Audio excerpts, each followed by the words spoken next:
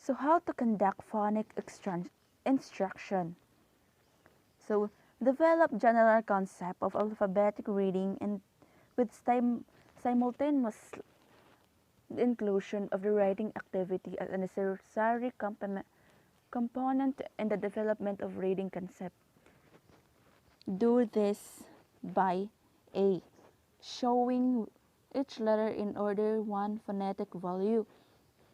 So, show ang usa ka ang mga letters kay daghan siya og phonetic value. So, para dili kay maglibog ang student or ang children. So, maghatag lang usa ta og example with one phonetic value. So, letter B, excluding words with silent letters, double letters, nor combination of letters. So, dili lang usa nato apilon kay kana ang dili pa man kaay sila sadhaniti or dili ba kaay sila familiar sa kanaong words. So, at hinahinayan lang sa nato, so dili lang sa nato apilon ang mga words nga naay double letters. Parihaan ng cliff. So, and combination of letters or mga silent letters, parihaan ng PAM. Letter C, using 2 letters and 3 letter words which the letter have the sound values assigned at the outset. So, mag-use at tag mga words nga ang iyahang letter sound is naaras kanaang basa ra jud sa siya sa isang sa usa ka word. So, para nang pop. So, unsa may phonetic sa or phoneme sa P. Pa, di ba? Pa, pa for pop. Letter D, using short sentences. So, kanang nagkat-on pa man ato ang mga ang children, so di lang sa tamo use ang mga tag-as kaay nga sentence. Mo use na tag ng mga mugbo lang. For example, the ball is red. So hinana siya. Letter E, introducing double consonant and other digraph that appears in consistent uses. Double consonant, mo introduce atag mga double consonant or hinaynayan tag-introduce para dili kay sila magkalibugay o mga double consonant nga kuan kada adlaw ba nilang makit-an or familiar na sila ana nga word. Letter F, taking up words whose spelling may be called semi-irregular. Letter G, introducing irregularly spelled words. So, patok ng gisulti kanina, irregularly spelled words is kanang mga words nga lain ang pagka-storya or pagkabasa kaysa sa iyang spelling. Number 2. On the 5 vowel letters A, E, I, O, U,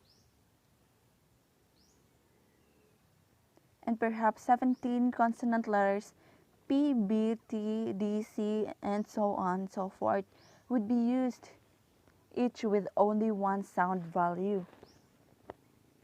Letter 3, or number 3. Number 3.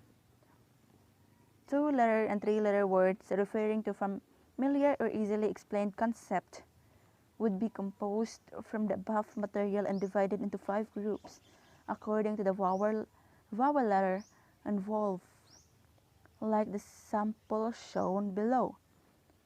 Or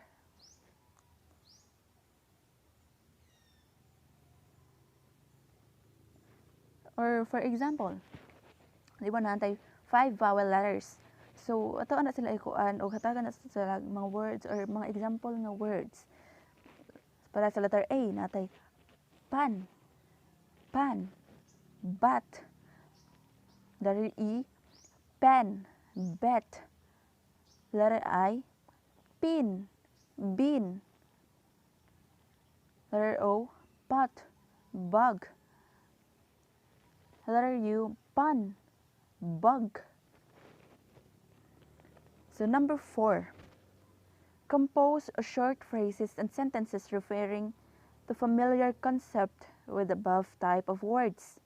This requires the gradual introduction of a small set of commonest irregularly spelled words such as I, is, the, a, has, etc., and etc., which would have to be taught as sight words.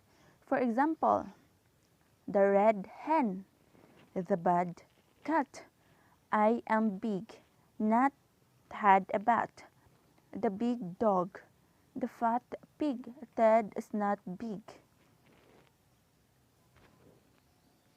So number 5, develop the basic visual and auditory discrimination skills involved in the perception aspect of the reading process by doing the step repeatedly.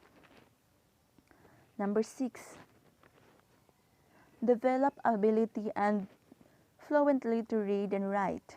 Another method is called the Gillingham-Stillman method, whose purpose is to provide readers disabled or potentially disabled who have specific language difficulty with a method of learning to read that is consistent with the evolution of language function. This method is based on the idea that learners with language disabilities will learn to read successfully only with methods that are consistent with the evolution of language function. Orton, 2004, hypothesized that specific language disabilities he observed may have been due to hemispherical dominance in specific areas of the brain.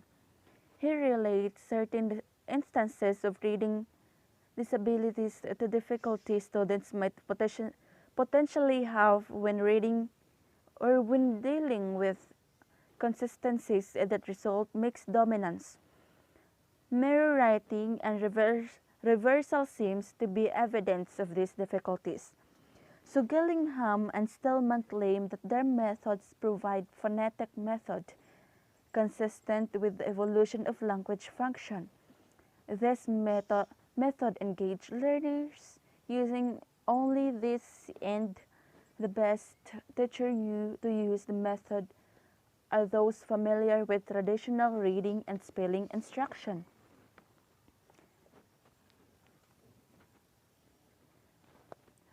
So introduce the method with a narrative entitled The Growth of Written Language. The narrative is intended to provide a positive mindset. It traces with example the evolution of communication from spoken language to picture writing, alphabetic writing, and the method with an explanation to the student that the difficulty that have incurred with reading is not unique. Thereafter, a sequence of exercise beginning with the learning of letter and letter sound, then blending sound to word, and finally sentence and story reading as suggest. Letter A, letter. Teach a sound represented by letter and then build this into word. To this end, which word formally is taught by associations involving visual, auditory, and kinesthetic process. So, letters. Mahatag ta og letters. Banangletan. Letter D for dog. D for dog. Or teach sound represented by letter.